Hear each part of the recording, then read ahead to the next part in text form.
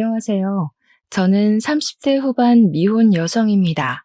명절을 앞두고 있는 시점이 되니까 자연스레 가족 얘기가 많이 나오고 있는데요. 저도 분위기에 휩쓸려 가족 생각을 하다 보니 문득 마음이 씁쓸하여 글쓰게 되었어요. 원래 부모는 조건 없이 자녀한테 사랑을 준다고 하지만 모든 부모가 다 그런 건 아니라는 걸 저는 우리 엄마를 보고 깨달았습니다. 이것만으로도 이미 제 서사는 다 설명이 되지 않았나 싶네요. 지금부터 들려드릴 우리 엄마 얘기에 부디 비슷한 일을 겪는 분들이 없길 바라면서 사연 써내려가 볼게요. 저희 엄마는 단순히 제가 딸이라는 이유만으로 저를 미워했습니다. 아들만 키우고 싶었던 욕심이 과했던 분이시거든요. 저도 처음엔 단순히 성별 때문에 자녀를 그렇게 차별할 수 있다는 걸 믿지 않았어요. 제가 엄마의 심기를 어딘가 불편하게 만들었기 때문에 엄마가 저를 미워하는 거라고 생각했고, 그래서 엄마한테 잘 보이고자 엄청나게 눈치 보고 노력하며 살았습니다. 거의 학창 시절을 다 그렇게 보냈었죠. 엄마가 고작 성별 때문에 저를 미워하는구나 라고 확신하게 되었던 순간은 갑자기 찾아온 게 아니었어요. 저도 모르는 사이 편애가 차곡차곡 쌓이고 있었더라고요. 저는 어릴 적에 필수 교육 아니면 오빠처럼 학원을 다닌다든지 용돈을 받는다든지 엄마의 관심을 받아본 기억이 없습니다. 아무것도 몰랐을 나이에는 오빠가 그저 첫째니까 오빠 위주로 챙겨준다고만 생각했어요. 그런데 친구들한테 가끔 내가 엄마한테 맞았다고 아무렇지 않게 얘기를 하면 친구들이 놀라면서 친엄마가 맞냐고 물었어요. 그건 제가 성인이 되어서도 친구들에게 들었던 말입니다. 저는 친구들을 통해서 원래 엄마란 사람이 어떤 존재, 어떤 이미지인지 느껴봤어요. 아예 모르고 평생 모르다가 죽는다면 엄마가 이렇게까지 밉지는 않았을 것 같네요. 어쨌든 저는 사회적 시선이 트이면서 저희 엄마가 잘못된 사람이라는 걸 확신하게 되었죠. 그나마 엄마긴 한가 보네 싶었던 순간은 대학 첫 등록금을 내줬을 때였습니다. 물론 그 이후엔 제가 벌어서 등록금 메꿔야 했지만 엄마가 유일하게 저를 위해서 의무적으로 하지 않아도 될 부분을 지원해 준 거였어요. 저한테는 그 첫 등록금의 의미가 컸었는데 사실 오빠한테는 이런 것들이 별것 아닌 일이었어요. 오빠는 대학도 엄마가 다 지원해주고 자취도 시켜줬거든요. 용돈도 따로 주고요. 저는 자취는 꿈도 못 꿨습니다. 집에서 통학하면서 엄마가 시키는 집안일까지 하면서 살았어요. 엄마는 오빠가 원하면 간이랑 쓸개까지도 내줄 만큼 잘해줬는데요. 그런 엄마가 처음으로 오빠의 제안을 거절했던 적이 있었어요. 오빠가 결혼한다고 올케 언니 데리고 왔을 때 분가를 얘기했었는데 그걸 엄마가 절대 안 된다고 반대를 하더라고요. 일단 이유가 올케 언니 집안이 뼈저리게 가난했기 때문이었습니다. 자기 돈으로만 장만한 집에 아들이 아닌 며느리가 같이 얹혀 사는 것이 싫다고 하셨어요. 엄마 말대로 올케 언니 집에서는 신혼집에 보탤 만한 거액이 없는 형편이었습니다. 올케 언니 집은 빚이 없던 적이 없었고 사돈 어른들이 젊은 시절부터 노동하느라 몸이 다 망가져서 일도 못하고 있다고 했어요. 오로지 올케 언니가 사회복지사를 하면서 식구들을 먹여 살리고 있었다는데 솔직히 사회복지사 급여로 세 식구 먹고 살기엔 많이 빠듯하거든요. 그러니까 집도 변변찮은 달동네 같은 데 있을 수밖에 없었어요. 그런 곳은 집값도 옳게 안 쳐주는 그런 곳이었습니다. 올케 언니는 200만 원 조금 넘는 돈으로 부모님 병원비에 식비에 공과금 등등을 혼자 해결해야 돼서 결혼하기까지 모은 돈도 없었어요. 기초수급자 자격은 안 되는데 마치 기초수급자처럼 한 달 돈 받고 한 달 사는 수준으로 살았다고 들었습니다. 올케 언니가 없으면 사돈 어른들은 그냥 길바닥에 나앉을 신세라는 거예요. 그래도 올케 언니 외모가 출중한 편이어서 오로지 올케 언니 외모에 한눈 팔린 오빠가 엄마한테 결혼하겠다고 우기는 바람에 이 관계가 이루어질 수 있었던 겁니다. 엄마는 오빠의 결혼을 허락해주는 대신 합가를 내걸기도 했었거든요. 합가가 조건이 합의되지 않았으면 아마 엄마랑 오빠가 처음으로 대립하는 순간이 오지 않았을까 싶기도 하네요. 아무튼 결혼이 성사되었다고 모든 것이 잘 풀릴 것처럼 잘 된 건 아니었어요. 좋아하는 사람이랑 결혼을 하게 된 오빠는 마냥 좋았을지 몰라도 제가 본 올케 언니의 모습은 좀 불안해 보였습니다. 오빠를 좋아해서 결혼을 하는 것 같긴 한데 집안끼리 너무 수준 차이가 많이 나서 상견례부터 기죽어 있는 느낌이었어요. 그건 사돈 어른들의 모습도 마찬가지였어요. 그런 올케 언니 식구들 앞에서 엄마는 올케 언니 집안을 지적하며 상견례 자리에서도 대놓고 무시했습니다. 옷이 그런 것밖에 없으셨어요? 제가 그래도 건물주인데 건물주 사돈이라고 하기엔 영 체면이 안 사시네요. 웬만하면 저 만날 때만이라도 옷 한 벌 사입고 오세요. 그게 건물주 집안에 대한 예의라고요. 그래도 나름 단정하게 입고 온 건데 사부인 눈에는 영 부족했나 보네요. 죄송합니다. 그래도 우리 딸이 참 모난 곳 없이 잘 컸어요. 부모가 못나서 그렇지 좋은 부모 만났으면 장성을 해입니다. 잘 좀 부탁드려요. 뭐 장성할지 안 할지는 지켜봐야 아는 거고요. 결혼식 온전히 제 돈으로 나가는 거 아시죠? 애들 분가까지는 못 시켜줍니다. 그리고 앞으로 우리 며느리 되라인데 전화 연락은 자제해 주세요. 저는 우리 집에 있었던 일 어디서 말 나오는 거 딱 질색이거든요. 엄마는 사돈들이 가난하다는 이유만으로 쉽게 보는 건지 가리지 않고 막 뱉었어요. 누가 들어도 기분 상할 말이었는데 사돈 어른들은 절대 티를 내질 않았습니다. 딸을 위해서 참는 것 같았어요. 그나마 오빠가 작작하라고 말려서 엄마가 더한 수위를 넘기지 않을 수 있었습니다. 참고로 아빠는 자동차 관련 업체를 운영했었는데 일하다가 부득이한 사고를 당해서 돌아가셨어요. 제가 어릴 때 일이라서 잘 기억은 안 나는데 아빠가 워낙 미래에 대한 대비가 철저한 분이라 노후를 대비해 건물 한 채를 관리하고 있었다고 들었습니다. 안타깝게도 아빠가 돌아가시고 나서 그게 엄마 앞으로 상속이 되었는데 엄마는 그렇잖아도 계모 같은 성격을 건물주가 되자 더 군림하며 행동하였어요. 아무튼 저는 원래 용돈도 없었지만 엄마한테 달라고 구걸하느니 진작에 용돈 생각 자체를 포기했었습니다. 성인이 되고부터는 제가 아르바이트를 하면서 스스로 용돈벌이를 해나갔어요. 올케 언니가 제 예상대로 정말 착한 사람이었는데 저희 집에 올케 언니 들어오고 나서 제가 위로를 좀 많이 받았어요. 혼자 엄마한테 속 터지고 있던 마음을 올케 언니와 공유할 수 있어서 힐링이 되었습니다. 올케 언니랑 있는 시간이 좋긴 한데 한편으론 올케 언니가 저한테 자꾸 뭘 주려고 해서 미안할 때가 한두 번이 아니었어요. 아기씨, 이거 내가 사놓고 안 하는 목걸이인데 아가씨 할래요? 아가씨 목이 길고 하얘서 잘 어울릴 것 같아요. 언니, 저번에도 챙겨주시더니 또요? 저야 좋긴 한데 저 진짜 살면서 가족한테 관심 받는 거 처음이에요. 저 챙겨주는 사람 언니밖에 없어요.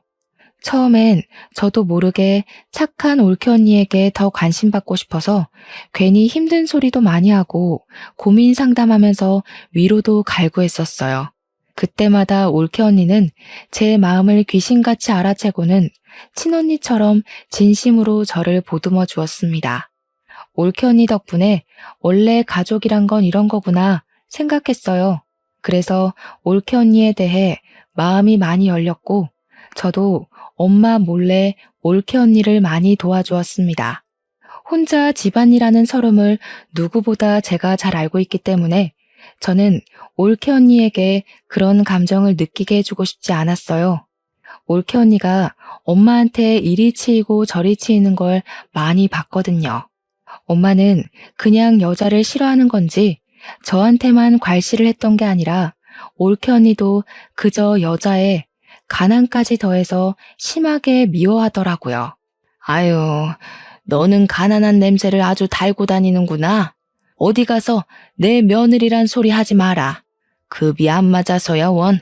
엄마는 저한테 그랬던 것처럼 올케 언니에게 막말을 서슴지 않되 다행히도 손찌검은 안 했고 이래라 저래라 명령질만 장난이 아니었습니다.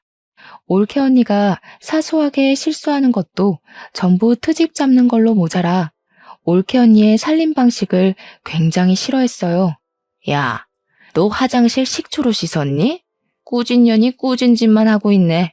이 집에 비싼 물건들이 얼마나 있는데 냄새 배게 하려고 작정했어? 당장 환기시켜. 이런 식으로 올케 언니가 욕을 먹을 때면 제가 그거 달래준다고 늦은 새벽에 제 방으로 올케 언니를 몰래 불러서 맥주 한잔하며 엄마 뒷담 많이 깠습니다. 저도 저지만 올케 언니도 제가 아니었으면 이 집에서 못 버텼을 거라고 고마워해줬어요. 그렇게 저희 둘은 갈수록 사이가 많이 돈독해졌는데 얼마 안 가 대학을 졸업한 저는 집이랑 좀 먼 곳에 취업이 되어 독립을 하게 되었어요. 그간 제가 아르바이트 하면서 안 쓰고 모은 돈이 있어서 보증금 마련은 충분했습니다. 드디어 엄마한테서 해방될 수 있었다는 생각에 무척 신이 났었지만 한편으로는 혼자 남게 될 올케 언니가 걱정이 되어서 썩 좋지도 않았어요. 하지만 제가 올케 언니를 데려올 수 없는 상황이잖아요. 만약 올케 언니가 정말로 제 친언니였다면 저는 망설임 없이 올케 언니를 데리고 나왔을 겁니다. 어쩔 수 없지만 올케 언니와 헤어져야 했던 저는 연락을 자주 하기로 하고 아쉬운 작별을 했어요. 실제로 올케 언니랑 몇 달 꾸준히 연락을 하면서 가족보다 더 가족처럼 안부를 묻고 살았습니다. 그러던 어느 날 올케 언니한테서 자정이 다 되어 연락 온 건 그날이 처음이었는데요. 언니가 우리 집에서 하룻밤 신세 질 수 있겠냐고 묻더라고요. 너무 놀라서 이 늦은 시간에 오겠다는 거냐고 되물었으나 제가 잘못 들은 건 아니었더라고요. 그런 부탁을 하는 올케 언니 목소리가 많이 안 좋아 보여서 저는 택시로 마중을 나갔습니다. 오랜만에 본 올케 언니는 얼굴이 말이 아니게 헬쑥했고 뺨이라도 맞았는지 한쪽 볼이 부어 있었어요. 이거 왜 이래요? 설마 엄마가 이랬어요? 엄마가 이제 언니 때리기까지 하는 거예요? 그냥 좀 실수로 그릇을 깼는데 이렇게 됐어요. 제가 잘못한 건데요, 뭘. 근데 좀 속상해서 아가씨가 너무 보고 싶더라고요. 늦은 시간인데도 연락 받아줘서 고마워요. 올케 언니는 거짓말을 잘 못하는 사람입니다. 그래서 저는 올케 언니 잘못으로 뺨을 맞았다는 게 거짓말이라는 걸 눈치챘어요. 집에 가서 올케 언니랑 제대로 대화를 해보았는데 역시나 올케 언니 실수 때문에 맞은 게 아니었더라고요. 오빠가 올케 언니한테 반찬 투정을 했는지 실수로 접시를 밀어서 그릇을 깨트렸는데 엄마가 그 소리를 듣고 방에서 뒤늦게 나와 확인하고는 냅다 올케 언니 귀싸대기를 날렸다는 겁니다. 한 대가 아니었다는 것은 더 충격이었어요. 그런데 여기서 더 황당하고 짜증났던 건 올케 언니가 엄마한테 맞고 있는 그 상황에서 오빠는 올케 언니를 향해 혀만 끌끌 차고 있었다고 하지 뭡니까? 언니한테까지 그럴 줄은 몰랐는데 진짜 그 사람들 정신이 나가도 단단히 나갔네요. 이거 가정폭력이잖아요. 언니가 신고하겠다고 하면 제가 무조건 도울게요. 우리 신고합시다. 괜찮아요. 그냥 오늘 밤만 좀 재워줘요. 내일 아침 일찍 들어가 봐야 돼서 먼저 좀 잘게요. 올케 언니는 우리 집에서 더 큰 보복이 돌아올까봐 두려워하는 얼굴이었습니다.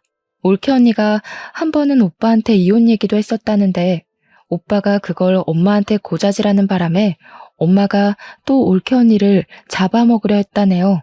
우리 엄마 성격에 자기 아들 커리어에 이혼 이력이 남는 게 싫어서 이혼을 절대 거절했을 거란 말이죠. 아마 그때도 올케 언니가 엄마한테 맞지 않았을까 싶은 생각이 들었어요. 이왕 우리 집에 온 거 올케 언니가 오늘만큼은 마음 편히 잠을 자고 갈 수 있도록 방안을 최대한 따뜻하게 만들어 주었습니다.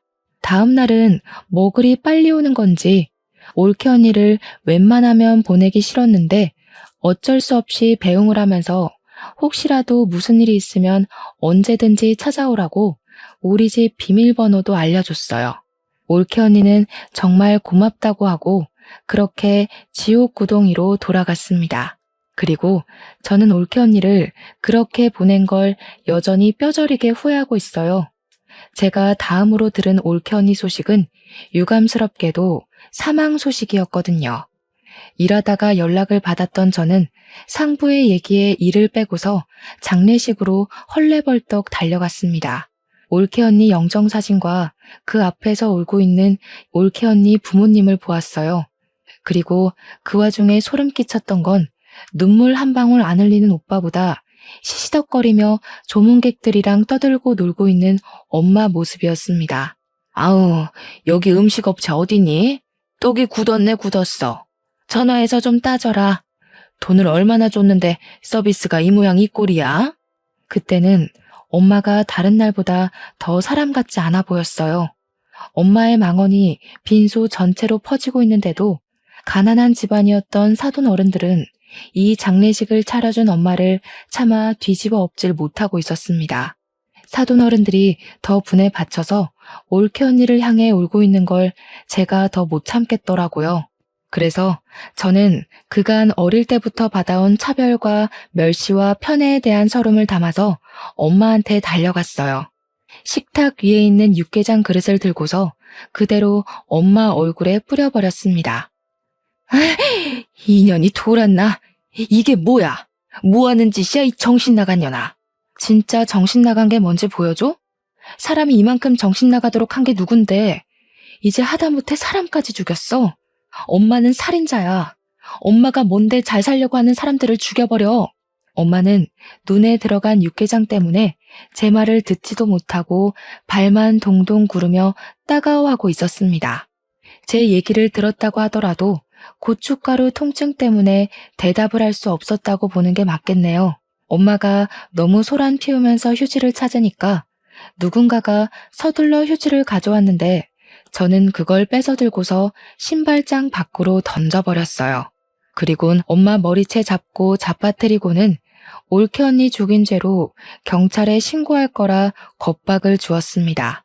이 년이 먹여주고 키워줬더니 누구 편을 드는 거야? 자기 혼자 죽은 년을 뭘 내가 죽였대? 나도 짜증나 죽겠다고. 갑자기 죽어버려서 사람 돈 쓰게 만들고 말이야. 부조금 다 내가 가져갈 거니까 아무도 손대지 마. 올케 언니가 삶을 스스로 포기했을지언정 그렇게 만든 원인은 당연히 엄마랑 오빠라고 생각했습니다.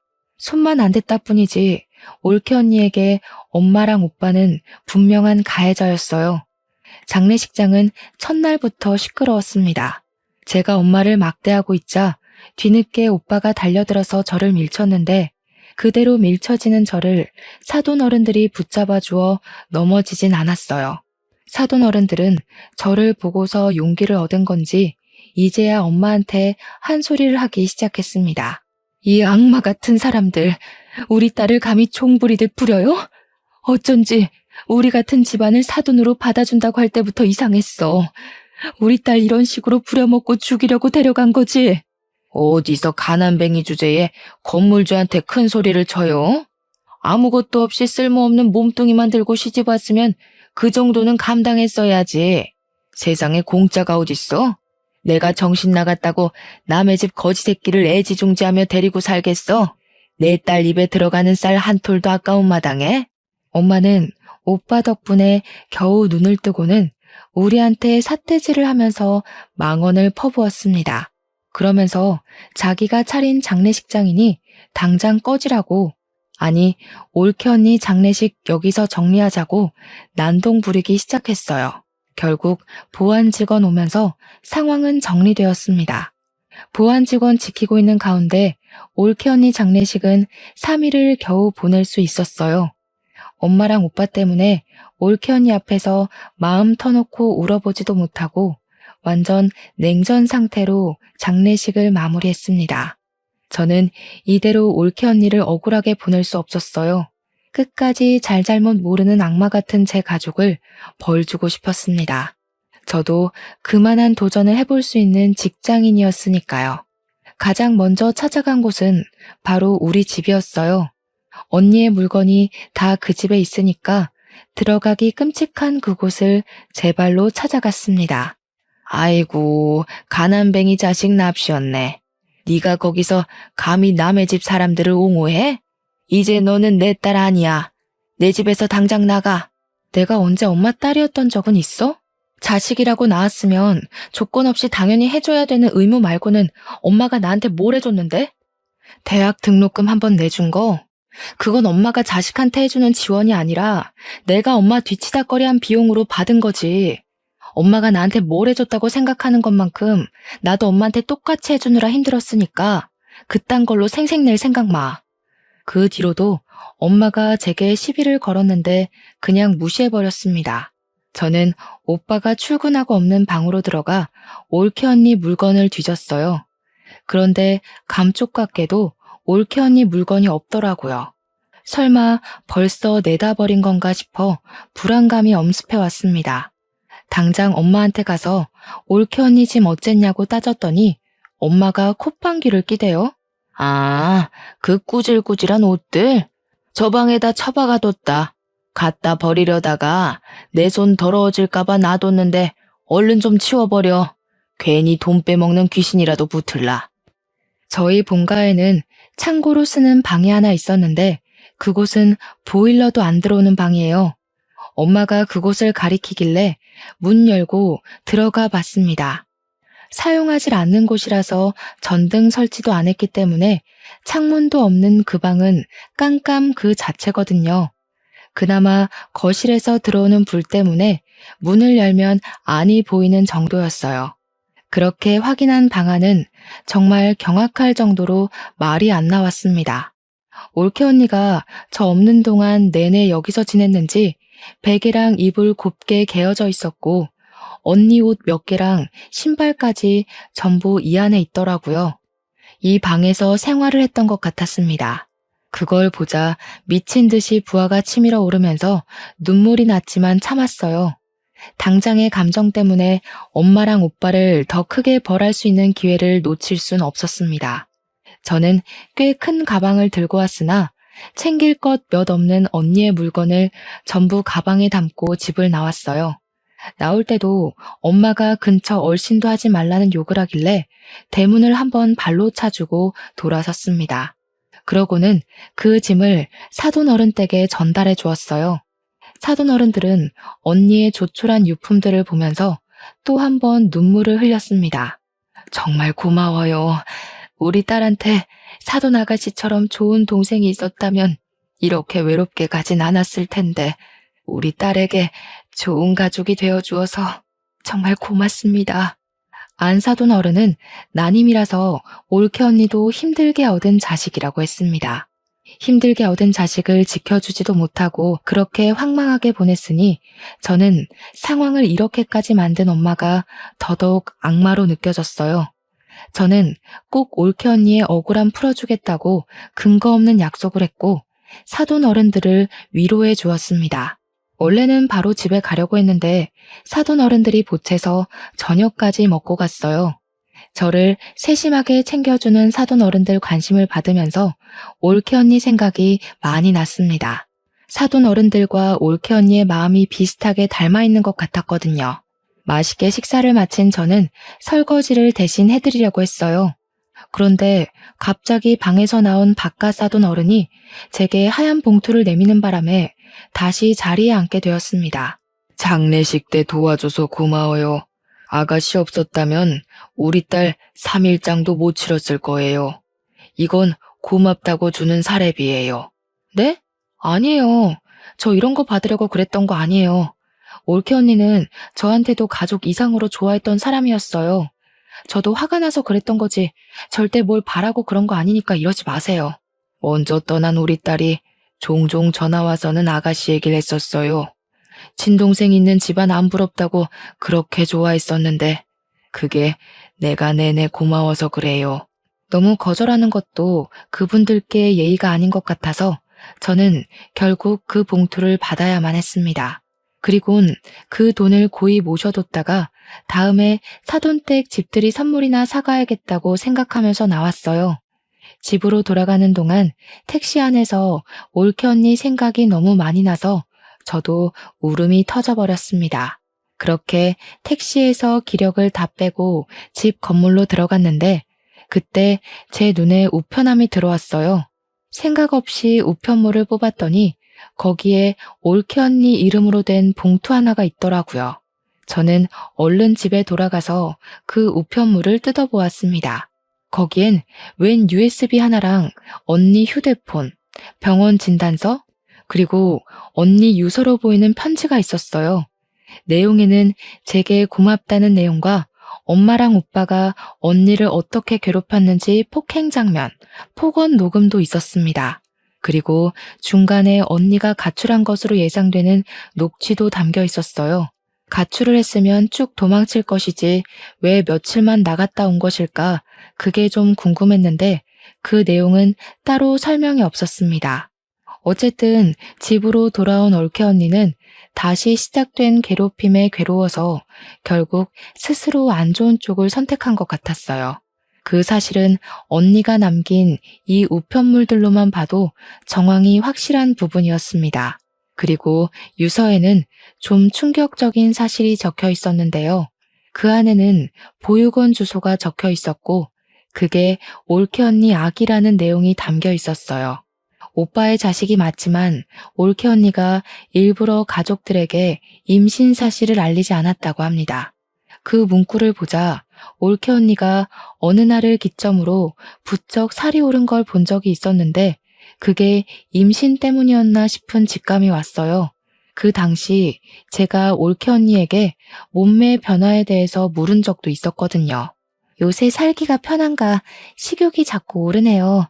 아무래도 살 좀 빼야 될 것 같죠? 아가씨는 어떻게 그리 날씬하고 예뻐요? 그땐 올케 언니가 제가 묻는 말에 능청스럽게 대답하고 주제를 돌리길래 전혀 눈치를 못 챘습니다. 근데 그게 임신 때문이었다니 그렇다면 녹화 장면에서 가출을 한 걸로 보이는 그건 출산을 해야 했기 때문이었나 하는 생각이 들었어요. 엄마랑 오빠는 원래 언니한테 관심이 없었으니 언니가 저한테 그랬던 것처럼 능청스럽게 변명을 했다면 그들은 그냥 곧이곧대로 언니가 살이 쪘구나 그렇게 믿었을 겁니다. 그러니 올케 언니 임신 사실은 당연히 몰랐겠죠. 아무튼 편지에는 올케 언니가 자신의 아기를 부디 엄마랑 오빠한테 알리지 말아달라는 부탁이 적혀 있었어요. 오빠와 엄마의 인성을 알면 저 같아도 그랬을 것 같긴 합니다. 그리고 올케 언니가 써놓은 문구 중에는 아들이 아닌 딸을 임신해서 두려웠다는 말도 적혀 있었는데요.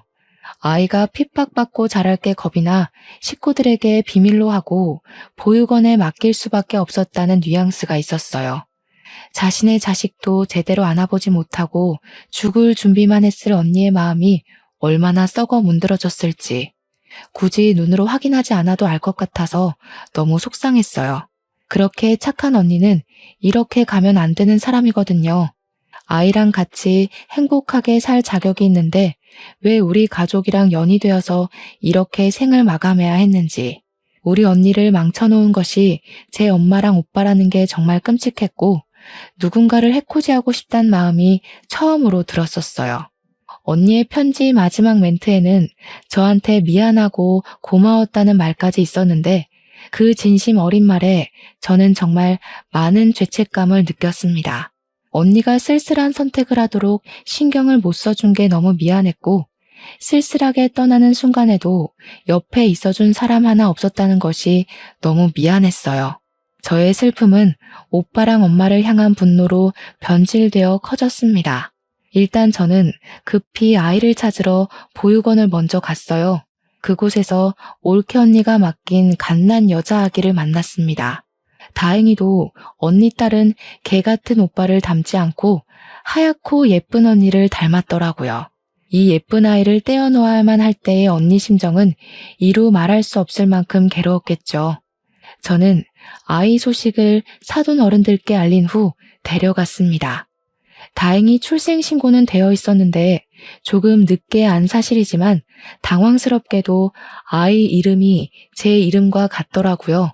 언니가 저를 그만큼 생각해줬다는 것 때문에 제가 얼마나 더 울었는지 모릅니다. 눈물이 나면 날수록 차오르는 분노 때문에 저는 당장 사돈 어른들에게 변호사를 알아봐 주었어요. 사돈 어른들이 올케 언니를 위한 소송을 할 수 있도록 변호사랑 같이 준비를 했습니다. 올케 언니는 아이가 있다는 사실을 밝히지 말아달라고 했지만 양육비를 뽑아내기 위해선 어쩔 수 없었고 양육비 청구 소송까지도 빠짐없이 받아낼 생각이었어요. 우리 예쁜 조카는 사돈 어른이 엄마 몰래 키워주기로 했습니다. 구청에 가서 사돈들이 지원을 받을 수 있는 혜택도 알아봐 줬어요. 그리고 제게 가장 중요한 소송, 그걸 자랑하려고 직접 소송장을 가지고 본가에 직접 찾아갔습니다. 근데 어처구니 없게도 집 앞에 웬 다른 아가씨가 하나 있더라고요. 엄마랑 문 앞에서 대화를 하는 것 같았는데 저도 모르게 계단 쪽으로 숨어서 그 상황을 엿들었습니다. 혹시 몰라서 몰래 휴대폰 렌즈만 들이밀어 영상도 촬영했죠. 어쩜 이리도 착할까. 우리 아들이랑 너무 잘 어울리는 한 쌍이다. 이제 뭐 필요한 거 있으면 이 시애미한테 얼마든지 말해. 그리고 앞으로는 무겁게 한우 같은 거 사들고 오지 마. 귀한 우리 며느리 손 상할까봐 내 마음이 조마조마하다. 아주 기가 막히지 않습니까? 엄마는 올케 언니 떠난 지 얼마나 됐다고 그새 다른 아가씨를 구해서 오빠 재혼을 준비하고 있었어요. 저는 바로 소송장을 감추고 그 아가씨랑 엄마가 대화를 끝내고 엘리베이터 쪽으로 나올 때까지 숨어서 기다렸습니다.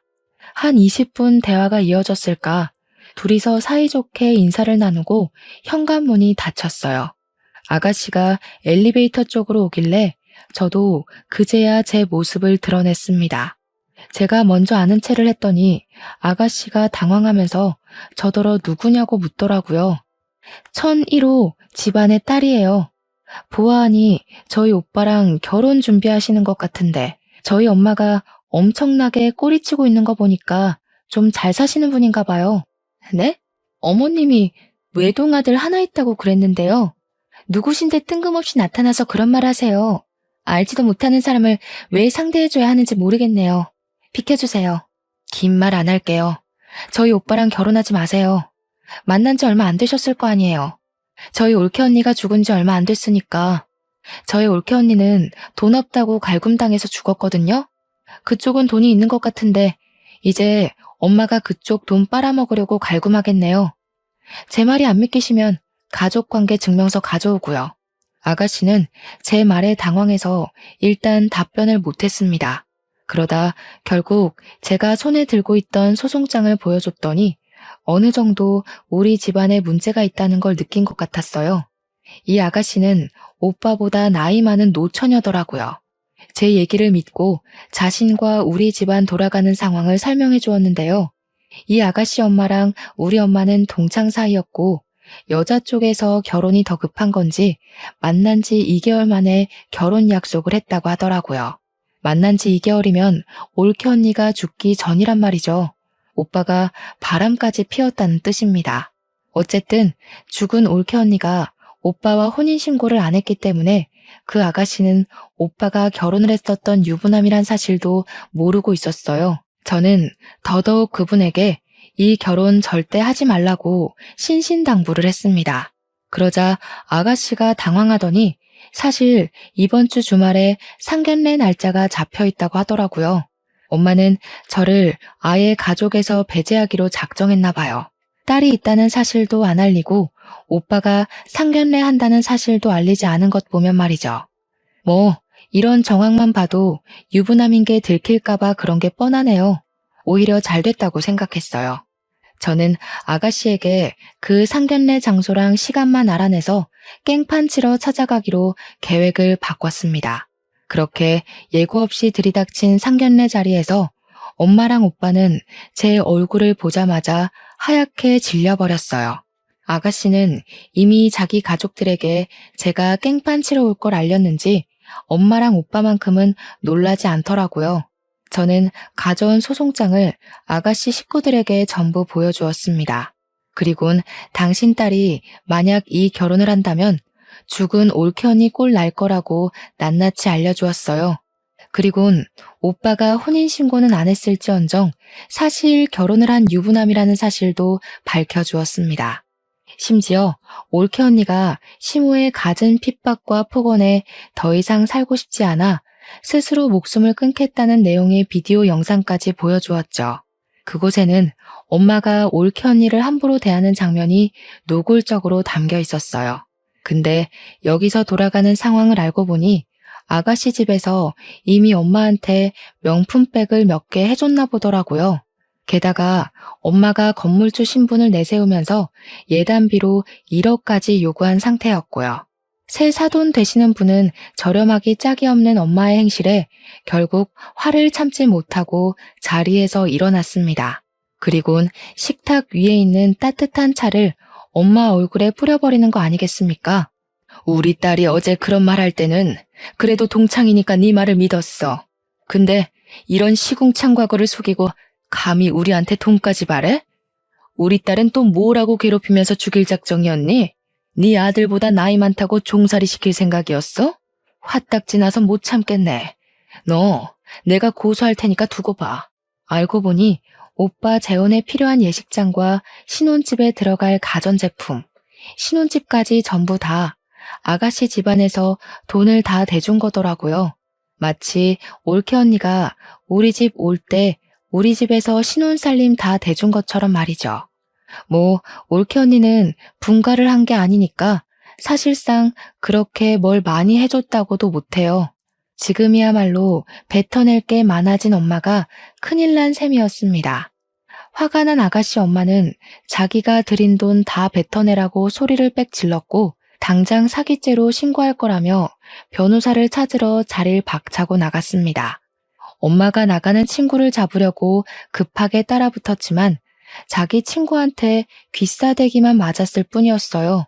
아가씨 엄마가 돈이 더 많으니까 엄마가 정말 꼼짝도 못하더라고요. 엄마는 그 성질 못 참고 화살을 제게로 돌렸는데요. 엄마가 제 머리채를 잡는 순간 마침 경찰이 들이닥쳤어요. 사실 제가 경찰에 미리 신고를 하고 이곳을 찾아왔거든요. 잘 됐다고 아가씨 엄마도 나가다가 경찰을 마주친 건지 다시 돌아와서는 당장 이것들 다 잡아가라면서 사기꾼들이라고 삿대질을 했어요. 엄마랑 오빠는 찍소리도 못하고 그대로 연행이 되었습니다. 아가씨 엄마는 결혼 준비를 위해 낭비한 금액인 1억을 손해배상 청구했어요. 엄마랑 오빠는 징역까진 안 받고 거액의 위자료를 덤터기 맞는 걸로 판결이 내려졌습니다. 이미 그것만으로 건물이든 집이든 하나는 내놓아야 되는 상황이라서 엄마가 굉장히 화났을 겁니다. 그래서 그런가 우리 집을 찾아와서 대문을 발로 차고 난리더라고요. 문 열기는 싫고 인터폰 켜고서 꺼지라고 한마디 해줬더니 엄마가 초인종에 대고 쌍욕을 하는 거 아니겠어요? 내가 너를 낳는 게 아니었는데 진짜 너는 집안의 수치다. 어떻게 한 번도 엄마 인생에 쓸모가 있던 적이 없냐? 니년 때문에 지금 얼마를 손해봤는지 알아? 거지 같은 사돈댁 챙기면서 멋대로 살 거면 영영 나타나질 말던가. 왜 우리 앞길을 망쳐? 고작 이런 걸로 망했다고 횡포 부리면 안 되지. 사돈어른이 양육비 청구도 했어. 이번만 돈 나가는 게 아니라 지금부터 한 20년은 보내줘야 할 거야. 엄마가 건물주라서 양육비 액수도 크게 잡히더라. 어? 뭔 개소리야. 양육비가 뭔지 모르니? 네 오빠랑 죽은 년 사이에 아무것도 없었는데 무슨 수로 양육비를 청구해? 그새 애라도 하나 입양했나 보지? 그런데 어쩌니? 혼인신고 처리 안 돼 있어서 그 애는 우리 아들이랑 상관이 없는데. 이렇게 멍청한 것도 엄마라고. 고지 곧대로 당하고 산 게 억울하네. 오빠한테 사실 딸 있었어. 올케 언니가 그 집안에서 애 키우면 피 말라 죽을까봐 숨겨두고 있었거든. 조만간 유전자 검사 결과 우편으로 갈 테니까 따질 거면 꼭 확인하고 따져. 아이 소식은 다소 당황스러웠는지 제 말이 끝나도 인터폰 안에서 아무 말도 안 들려왔어요. 거기다 대고 저는 한마디 더 해줬습니다. 딸도 있는데 또 오빠 재혼시키면 내가 평생 따라다니면서 네 아들 혼사길 다 망쳐놓을 거라고 경고를 날렸죠. 저는 그걸 마지막으로 엄마랑 오빠와 대면한 적이 없습니다. 변호사에게서 소식만 전해 듣길 엄마는 위자료랑 소송금액 그리고 벌금을 내기 위해서 자랑스럽게 떠벌리던 건물을 팔았다고 했어요. 그나마 살고 있는 집 하나는 지킨 것 같더라고요. 물론 그것도 어떻게 될진 모르죠. 양육비를 20년이나 줘야 하는데 과연 오빠 급여 하나 가지고 생활비에 양육비에 사치 쩌는 엄마 용돈에 감당이 될지 모르겠네요. 저는 20살 때부터 가족의 도움 없이 저 혼자 돈을 마련했기 때문에 그들이 망하든 말든 상관이 없었어요. 그들 인생 망쳐놨으니 이제는 그저 사랑스러운 조카를 보는 낙으로 지낼 뿐이었습니다. 조카는 하루가 달리 예쁜 모습을 자랑했는데요. 올케 언니랑 전체적인 느낌이 닮았으나 가장 닮은 게 웃는 얼굴이더라고요. 조카가 웃을 때마다 언니 생각이 나서 한 번씩 마음이 저려요. 그래도 떠난 언니가 이제는 마음 편히 발 뻗고 잘 수 있게 제가 조카를 평생 책임지고 보살펴 줄 생각입니다. 예쁜 것만 보여주고 싶고 걸을 수 있는 나이가 된다면 그때부터 언니가 있는 곳에 함께 데려갈 생각이에요.